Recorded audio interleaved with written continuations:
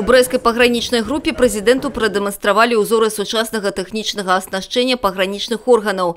Азнаёмілі з арганізацыяй работы па баявой і агульнафізічнай падрыхтоўцы асабовага составу. Александр Лукашенко наведаў цэнтр па падрыхтоўцы спецыялістаў пагранкантролю Института пограничной службы. Это сейчас группа таможенников, которые возьмут функции вашего распоряжения погранконтроля на отдельных пунктах. Это Козловичи, Молодечно и Бегос. На страевым плацу пройшоў урачысты агляд войск Дзяржаўнага пагранічнага камітэта.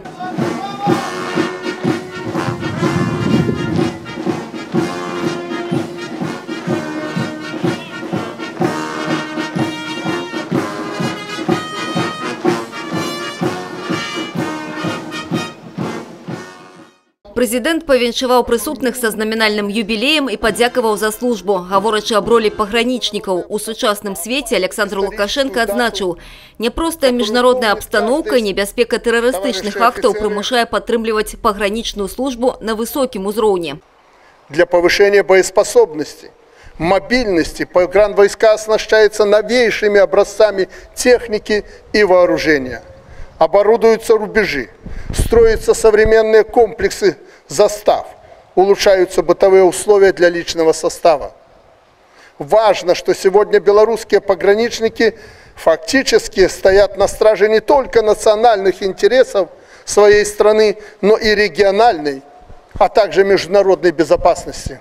Находясь на ключевых транзитных путях, соединяющих север и юг, Европу, Азию, Беларусь является надежным партнером многих государств в предупреждении и пресечении трансграничной преступности, нелегального бизнеса и других негативных процессов. Нашим военнослужащим удалось значительно снизить наплыв нелегальных мигрантов в государства Евросоюза. Систематически на границе выявляются лица, находящиеся в международном розыске. Совместно с другими правоохранительными органами регулярно вскрываются каналы наркотрафика. У 2017 годзе на участку адказнасці брэскай пагранічнай групы затрымана 174 парушальніка дзяржаўнай мяжы. У тым ліку 61 незаконны мігрант. Акрамя таго, больш за 1000 парушальнікаў рэжыму. За той жа перыяд некалькі сотняў эпізодаў затрыманай кантрабанды на агульную суму каля 1 000 000 рублёў.